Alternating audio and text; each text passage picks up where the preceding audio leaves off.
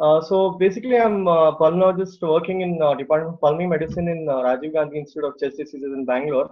So ours has been a premier institute for chest diseases as well as thoracic surgery, and one of the first institutes in Bangalore to receive the cases of COVID-19 and start treatment as well. So basically, I'll divide my talk into three main aspects. One is the clinical one, the second is the preventive one, and the third about how community can get involved for this for facing this pandemic as a as a whole. So just a few slides about what exactly this virus is. Probably everyone would have known, but for people who are new here, I'll just tell a few things about that. So it is a type of RNA virus. There are four genera of which, and in that alpha and beta are the ones which are most common to affect the human beings. And for the present disease, the COVID-19 is it is said that SARS-CoV-2, which is a virus, and this is what is known as the novel coronavirus. It is something which has not been found earlier amongst us. There have been other types of coronavirus, the simple coronavirus which can cause even common cold and probably some amount of cough and chest congestion. But SARS-CoV-2 is something which we have not come across earlier, and this is what we are trying to fight right now. So some famous outbreaks earlier as well. We had something called SARS in 2003 and something called Middle East Respiratory Syndrome in 2012 12 as well, which are also types of coronavirus. Compared to these coronavirus, the COVID-19 which you are facing right now, of course, the number of cases are much more compared to these, but the case fatality rate, that means the number of percentage of deaths which was occurring probably in SARS and MERS-CoV-2 was much higher than compared to now. So COVID-19 and influenza we see very commonly every year. Almost in this period of the year, we see a lot of influenza infections as well. People coming with various types of respiratory infection caused by influenza. So COVID-19 and influenza have a few similarities. Like both of them are they can cause mild as well as very severe respiratory deaths, and they can also spread because of contact and fomites. And preventive measures are the only way to fight against it. However, there are few differences as well. Influenza can spread way faster than COVID-19, and it has a shorter incubation period. Whereas the transmission of the virus is more commonly seen even before the disease manifests itself. That was happening in influenza. However, in COVID-19, usually the spread of the disease occurs after the manifestation is seen. And similarly, something called reproductive number, the R naught. That is what is the one infected person, how many people can get infected because of him. That is what is known as the R naught. So R naught was around 2 to 2.5 in COVID-19, and it was around 1 to 1.5 in influenza. So it was kind of the rate at which it spreads is very high compared to influenza.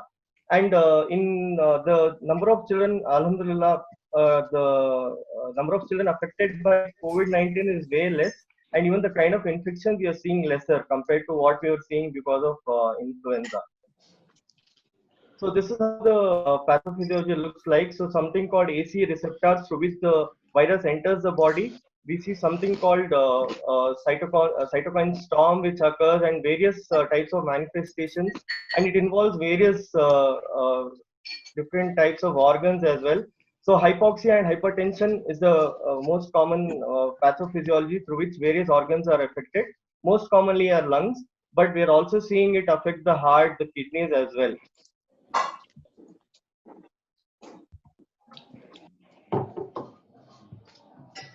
Okay. So coming to the transmission, so what are the various ways in which it can get transmitted? So it can be because of airborne transmission, it can be because of droplet, it can be because of direct contact as well as indirect contact. So most common airborne transmission is seen in setups where there'll be a lot of aerosol generation. For example, while doing a procedure on these kind of patients, probably while operating, when there will be some splash of fluid.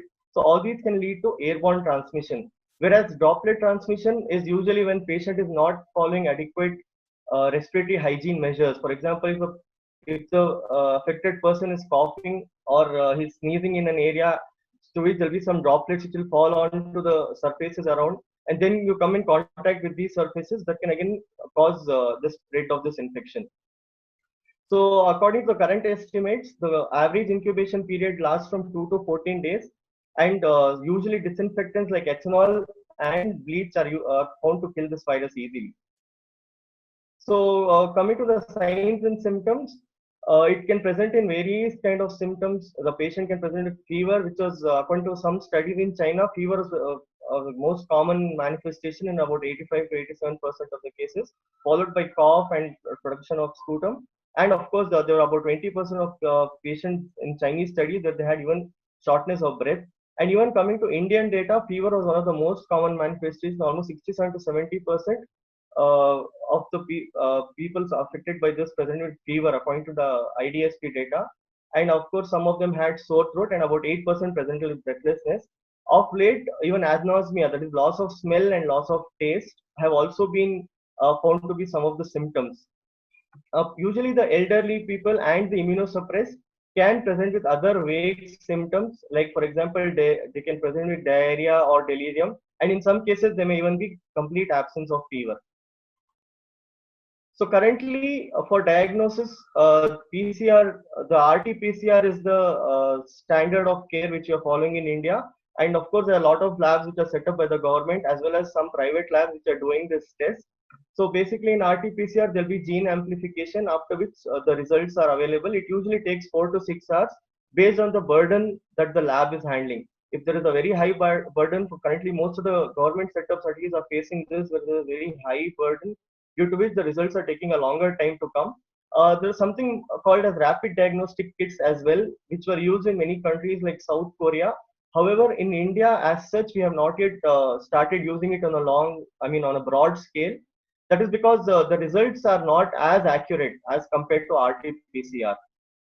So these rapid diagnostic kits are more useful, for example, in surveillance in a community to see how much spread has occurred. So it basically detects the antibodies, and based on that, the reports are available. So current status, this is how the graph in India looks. So we had our first case somewhere around last week of January, and gradually the graph has been increasing, but it was kind of in control when the lockdown period was started and during the lockdown. However, after the unlock has started, the graph has started to increase, and the number of cases have been rising exponentially as of now. So this is what is expected usually when there is a pandemic. This is how usually the graphs usually progress. So number of cases are expected to rise until we take some action and try to break the whole chain of transmission. So this is how currently the graph looks like in the city of Bangalore. I can see some lines on the screen. Yeah. So this is how the graph looks presently in city of Bangalore. So we also had our first case around first week of March, and from then the cases have been rising. In fact, this is a data of day for yesterday. Yesterday we have seen a rise of about 600 cases, which is the highest we have documented so far in the city of Bangalore. Plus, the cases are widespread across the city right now. Of course, the central part of Bangalore is affected much more compared to the peripheries. But the cases, the point of telling you all this is not to scare you. I just want everyone to know and to be alert that any place of the city, anywhere you're practicing or you're working, there are chances that a patient suspects may come with these kind of symptoms, and we have to be aware about it. So various definitions according to the present guidelines. So there is a suspect case. So anyone who's presenting with acute respiratory illness, that is fever with cough or shortness of breath, which has started in the last 14 days. And usually the person would have had a history of travel, or even now with probably some onset of community transmission, it can come from any place. So the history will be usually short, last 14 days. And apart from that, also patients can present with something called as SARI, which is known as severe acute respiratory illness, where they come with severe breathlessness and hypoxia. They may present directly to your casualty with this kind of a picture. So you have to always consider them also as suspects. So apart from that, what is a probable case? A case in which the testing is inconclusive, or in which case you couldn't perform the test to confirm it. And a confirmed case is the one in which there is a laboratory confirmation irrespective of his clinical signs and symptoms. See, this is how the current government-based guidelines are functioning in Karnataka at least. So each of the areas, there is something called as a fever clinic, which has been set up in the BBMP limits. So there is a set of fever clinics which are operating across the city. So once a patient goes there with history of fever and recent onset symptoms in the last 14 days, so he'll be considered as a COVID suspect and he will be swabbed there. After confirmation, this is how they are stratified. So there may be a mild symptom, they may be moderate, or they may be severe. So if it is just mild, that is fever and mild, throat itch or mild running nose, if they are positive, they'll be sent to something called as COVID care centers. Home isolation has not yet been allowed in the state of Karnataka at present. However, in other neighboring states, there is even an option of home isolation, not yet started in Karnataka. So the patient, after developing mild or asymptomatic cases, will be referred to something called as COVID care centers. At present, these are the following COVID care centers we have. So we have the Hajj facility, then the Ravi Shankar Ashram is going to be ready, and probably even Kantirva Indoor Stadium will be taken. Here, basic thing is, since they are only mild and asymptomatic cases, we have to just monitor their symptoms and they have to be taken care of. They don't require too much of medical attention as such. So the next comes the moderate cases. So these cases are the ones which present with signs of pneumonia. However, they may be maintaining their saturation on most of the occasions, or it may be slightly low. With just supportive oxygen, they usually do well. So these kind of cases are referred to something called as dedicated COVID health centers. So these include all the general hospitals located in various areas like KC General Hospital in Malleshwaram, Jayanagar General Hospital. Then you have even other hospitals like ESI Hospital in Indiranagar, then Command Hospital, and many of the private institutions which are equipped with good amount of oxygen supply can take in these cases and treat them. Whereas the cases which present with severe respiratory distress, who may require non-invasive or invasive ventilation, and who have a very high respiratory rate with dropping saturations, they should be sent to something called as dedicated COVID hospital. At present, from government, we have 3 hospitals which are recognized. There's Victoria Hospital, Boring Hospital, and Rajiv Gandhi Institute of Chest Diseases. Even the private hospitals which have a good equipped ICU care are supposed to admit these cases, and we have to treat them. So currently, see, the situation is, it was kind of unprecedented that the cases will go up in such a small span of time. That's why most of the government setups now already are overburdened with cases, and the private centers have all started taking in cases. Even then, we are still falling short of beds actually everywhere in the city. So in terms of management, we all know this, we have heard enough. There is no specific treatment. Like most of the viral illnesses, it is self-limiting. However, supportive measures should be given with adequate oxygen monitoring. Oxygenation is the most important for most of the patients, and fluid therapy is also very urgent and it is crucial. For some moderate to severe cases, steroids and even low molecular weight heparin is being given in more places. Other than that, non-specific therapy like zinc and vitamin C and vitamin D is also been given. You have to give special attention to people with comorbidities, and you have to realize that this is a multidisciplinary care is involved in this patient. It is not just a physician or a pulmonologist or a cardiologist. We need all the departments to work together to overcome this crisis. More other departments involve even a lot of work for the psychiatrist as well, because patients are so depressed, and they need a lot of counseling and they need a lot of positive energy from everyone for them to overcome this crisis for them. Apart from that, a lot of additional therapies are being explored everywhere throughout the world. A lot of trials are going on. Currently in India, these are the drugs which are being, few of them have been approved and being tried, but almost all of them, including favipiravir and tocilizumab, are being used only in special cases.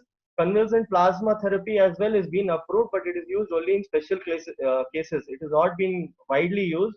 The reason being, we don't have a lot of randomized controlled trials to say that they are helpful.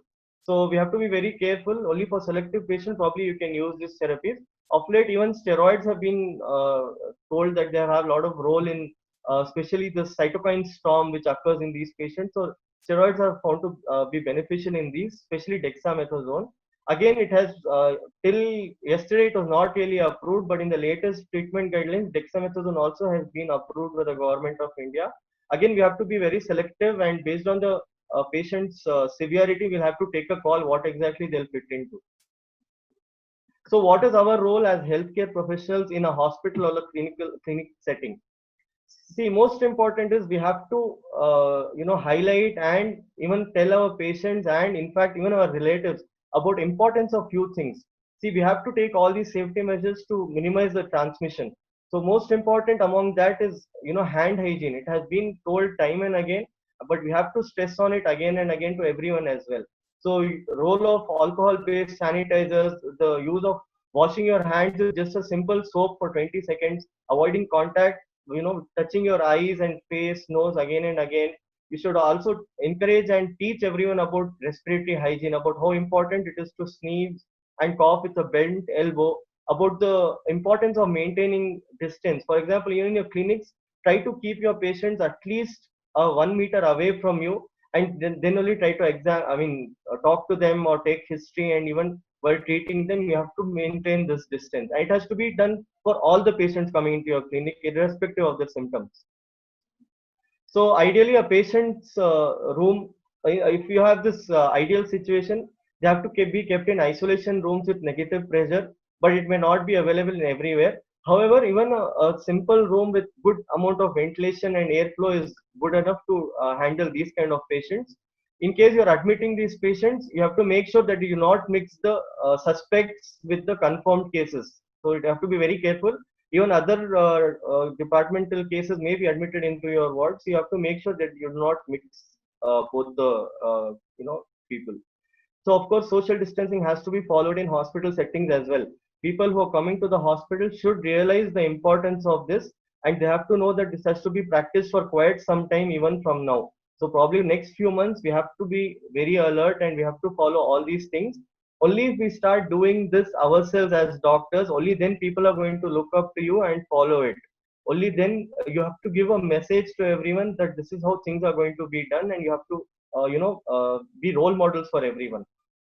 So a lot of PPEs, personal protective equipment is to be used in healthcare settings. So you have various types. You have simple face mask, you have N95 mask, face shields, goggles, a gown, gloves, and head cover. These are all, first of all, these are to be used by the doctors themselves, by the healthcare professionals themselves to take care of themselves.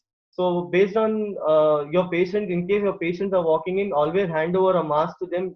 Make sure that they have alcohol-based sanitizers around, and make them sit in good places with good amount of ventilation. So based on the setting which you are going to operate in, you have to take your precautions, and the PPEs accordingly. You have to use the PPE. For example, if you're sitting just in your chamber, probably N95 mask and gloves are good enough. However, if the number of respiratory cases you're going to handle more, it is always better that you wear up the full PPE set. Even in IP settings, so based on where you're going to work, the guidelines are already in place. So if you're working probably in ICU where there's a lot of aerosol generation and there's a lot of chances of cross infection, it is always advised that you have a full set of PP, as well as in critical care units. This is what is suggested.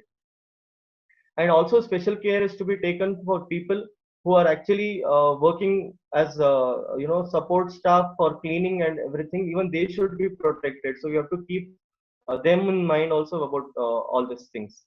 Again, after that, about your own medical equipments, you should be very careful. You have to keep sanitizing them. You should worry about sanitization and the cleanliness of the place in which the patients are going to sit after they go, and also about uses of X-ray machines and how you're going to do screening of them if you need an X-ray, or how you're going to manage it, bedside ultrasound. All this is to be kept in mind. So as far as possible, we have to try to avoid procedures which can generate a lot of aerosol. For example, in respiratory care units, especially, you do something called bronchoscopy. where there's a lot of aerosol generation, or in case the patient goes for intubation, there may be some amount of aerosol generated. All that has to be taken care of. And as far as possible, oxygen should be given through non-breathing masks. And in situation where it is allowed, teleconsultation is something which is coming up in a big way. If possible, you can even try to help out the patient as much as possible on call. Not everyone would really want to visit you at that point of time. So to prevent them from coming into hospital setup, you should always try to practice this if possible. And of course, apart from that, in your own hospital setup, you have to keep in mind about social distancing. So as healthcare workers, we are a very valuable resource as of now, and hence our own safety and our safety as well as our family safety is very important for us for the next few months. So we have to keep it in mind that you have to take care of yourselves as well. So this is something which has been asked to me in multiple forums, and a lot of people have it in mind about the role of mask. What type of mask is to be given to whom? See, the mask has two roles basically. One, it is to protect against catching infection. Second is to prevent you from transmitting infection to others as well. So for the first time, to protect yourself from catching infection, N95 masks are supposed to be the most useful ones. Again, this is ideal for people, for healthcare workers who are handling these kind of patients directly. However, if you're thinking of patients, surgical mask or surgical mask or a cloth mask also is good enough, probably, because they're not going to handle a lot of cases, for example. So I think that can be suggested.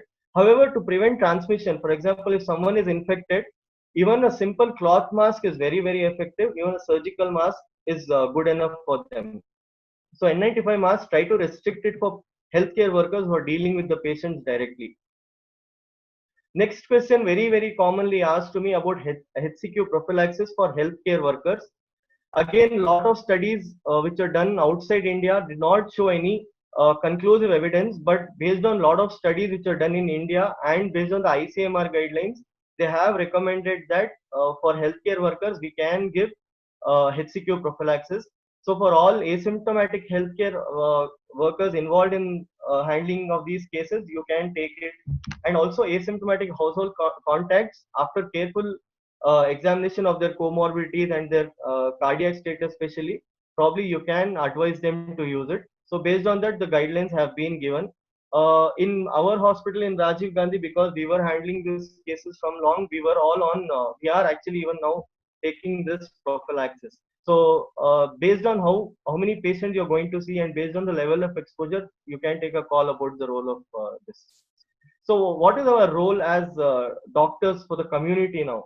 See, we are, like I already said, we are going to be the role models. People are looking up to us right now because everyone is tense, everyone is worried. So there are a lot of active issues which we have to go into the community and we have to address them immediately. So we have to cut this chain of transmission. See, this is how the infectious agent goes into a reservoir, it exits from a person, through a mode of transmission, it goes and attacks the susceptible host. So this chain of transmission, as long as the links are connected, it goes on and on. You have to, if only you can break one link, probably you can stop the transmission. So you, as a clinician, as a healthcare professional, you should have adequate screening in your clinics. You should have a pulse oximeter is very useful, at least to just baseline oxygen to be monitored, and probably after that you can do a early referral. See, problem what happens is most of the time it takes long time for us to recognize these patients who walk in with these kind of presentation where their oxygen is very low, something called as happy hypoxia, where they are having a low saturation, but looking at the patient you will not really know how exactly they are. So that is why this simple oxygen monitoring will help a lot. So you have to take a call, and early referral to fever clinic immediately will save a lot of time, and even the patient can be addressed immediately. So this is very important, and all of us in all our clinical settings we have to do this. Second thing, this is a very important strategy. Again, you have to go and tell everyone. You have to guide everyone regarding the role of prevention. Prevention is always better than cure. Cure, as you know, it is very limited. So we have to try and prevent this spread as much as possible. So going on communicating to your patients as well as your family members about hand hygiene, respiratory hygiene, and social distancing is very important. So, like I've already said about hand hygiene, soap and water is what is recommended even at homes. Probably after coughing or sneezing, also you have to regularly wash your hands as much as possible.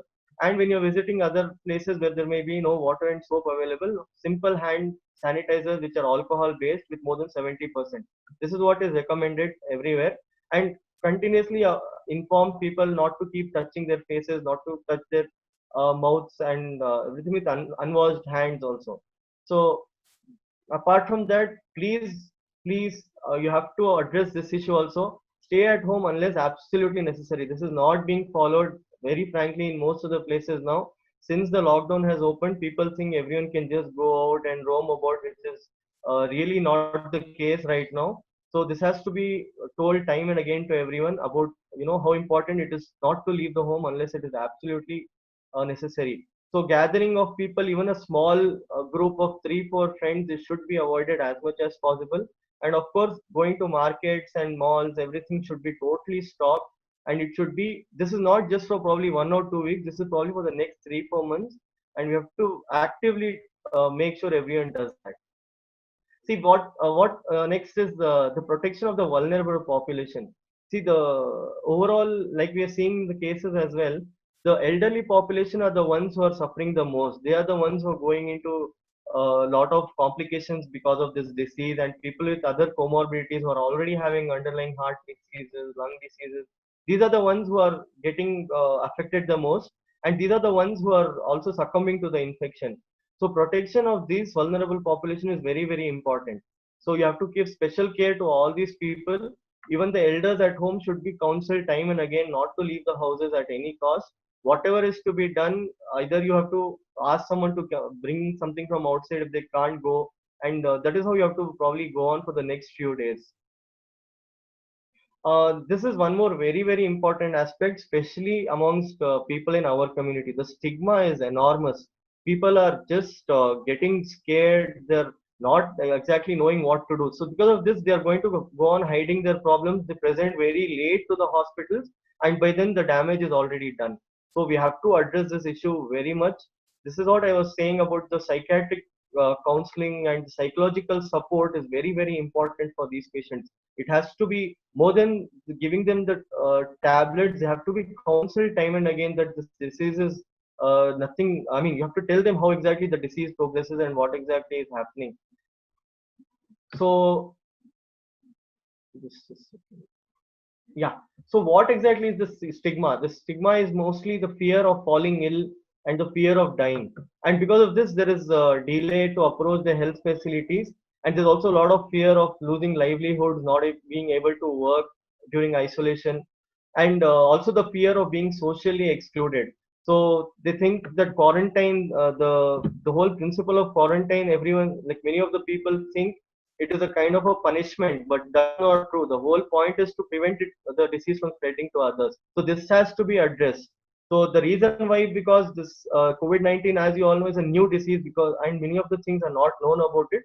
And since when you don't know something, people are always worried about it. And of course, this is a very one more very important factor is the spread of wrong information.